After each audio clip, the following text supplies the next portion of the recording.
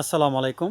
মহান আল্লাহ তাআলা বলেন, যারা আল্লাহর নিকট নিষ্পাপ ও নিরোগ আত্মা নিয়ে যেতে পারবে, তারা ব্যতীত অন্য কেহ মুক্তি পাবে না। কথাটা বুঝতে পেরেছেন? তার মানে এই আয়াত দ্বারা পরিপূর্ণরূপে আত্মশুদ্ধিকে বোঝানো হয়েছে।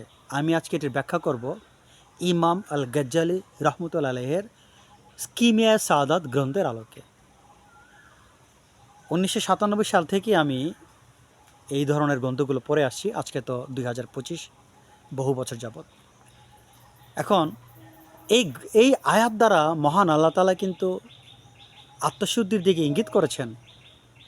তার মানে নিরোগ আত্মা, নিষ্পাপ এবং নিরোগ। নিষ্পাপ আত্মা কি? যে আত্মাটা সকল ধরনের যে অপবিত্রতা, নিষ্পাপ মানে অপবিত্রতা, একেবারে সকল ধরনের অপবিত্রতা থেকে যে আত্মাটা মুক্ত, অর্থাৎ 100 ভাগ খাঁটি আত্মা যেটাকে বলা হয়, 100 ভাগ খাঁটি, সেটা হচ্ছে আপনার একেবারে নিষ্পাপ। আর নিরোগ আত্মা কোনটা? যেটার মধ্যে কোনো রোগ নেই। আত্মার কি রোগ থাকতে পারে? এগুলোকে ম্যাটাফরিক্যালি বলা হয়েছে, রূপক অর্থে ব্যবহার করা হয়েছে। যেমন আমাদের দেহে বিভিন্ন রকম রোগবালাই হয়, দেহটা রোগাক্রান্ত হয়ে যায়। তো আত্মার কি রোগবালাই হয়? আত্মার রোগবালাই বলতে এখানে বোঝানো হয়েছে যে আমাদের যে কুপ্রবৃত্তিগুলো, অর্থাৎ আমাদের মধ্যে নানান ধরনের কুপ্রবৃত্তি আছে, হিংসা, অহংকার, টাকা পয়সার লোভ, দুনিয়ার প্রতি ভালোবাসা, এই নানান ধরনের কুপ্রবৃত্তি আমাদের মধ্যে আছে।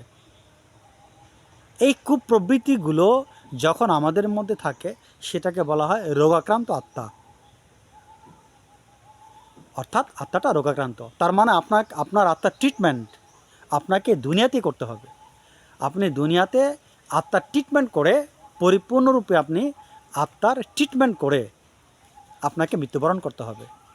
তার মানে আপনি এই দুনিয়াতে আত্মাকে ভালো চিকিৎসার মাধ্যমে, অর্থাৎ চিকিৎসা বলতে এটাকে বোঝানো হচ্ছে সাধনা পদ্ধতি, আত্মশুদ্ধি পদ্ধতি, এর মাধ্যমে আপনি আপনার আত্মার থেকে এই যাবতীয় প্রবলেমগুলোকে আপনাকে রিমুভ করতে হবে।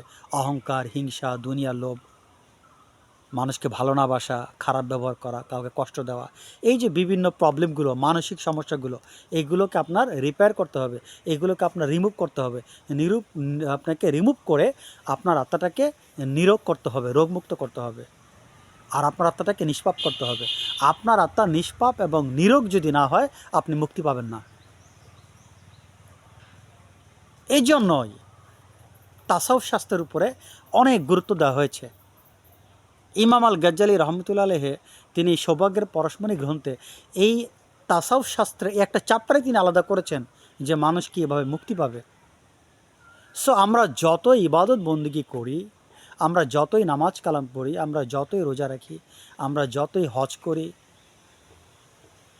আমরা যতই দান করি, খয়রাত করি, মানুষকে উপকার করি, আমরা যতই মসজিদে যাই, কিন্তু আমাদের আত্মা যদি 100 ভাগ নিরোগ না হয় এবং আত্মশুদ্ধ না হয়, তাহলে কিন্তু আমাদের সমস্যা আছে। এটি আল্লাহ পাক হুঁশিয়ারি করে দিয়েছেন। সো আত্মশুদ্ধি আপনার জন্য ম্যান্ডেটরি, আবশ্যিক। আপনি নামাজ কালাম পড়েন, সব কিছু করেন, কিন্তু আপনাকে অল দ্য টাইম আপনাকে ফোকাস করতে হবে যে আল্লাহ তাআলা আমাকে হুঁশিয়ারি করে দিয়েছেন যে আমাকে নিষ্পাপ এবং নিরোগ আত্মা নিয়ে আমাকে যেতে হবে। আর নিষ্পাপ এবং নিরোগ আত্মা আপনি তখনই অর্জন করতে পারবেন যখন আপনি তাসাউফ শাস্ত্র অধ্যয়ন করবেন, অর্থাৎ আধ্যাত্মিকতা, বা যেটাকে বলা হয় আপনার আত্মার যে রোগগুলো আছে, হিংসা, অহংকার, টাকার লোভ, দুনিয়ার প্রতি ভালোবাসা, এইসব বিষয়গুলো আপনাকে ধাপে ধাপে ধাপে ধাপে আপনাকে রিমুভ করতে হবে, আপনাকে দূর করতে হবে। এভাবে আপনার আত্মাটা সুস্থ হবে, নিষ্পাপ হবে এবং আপনার আত্মাটা নিরোগ হবে। আর এই অবস্থায় মৃত্যুবরণ করলে আপনি মহান আল্লাহ তাআলার রাজি খুশি অর্জন করতে পারবেন, আপনি পরকালে মুক্তি পাবেন। এছাড়া শুধু ধর্মীয় অনুশাসনের মধ্য দিয়ে আপনি কখনো মুক্তির আশা করতে পারেন না, সেটি আল্লাহ পাক আপনাকে অ্যালার্ট করে দিয়েছেন। যাই হোক, মহান আল্লাহ তাআলা এই সহি পথে আমাদের চলার তৌফিক দান করুন। আজ এ পর্যন্ত। আল্লাহ হাফেজ। আসসালামু আলাইকুম।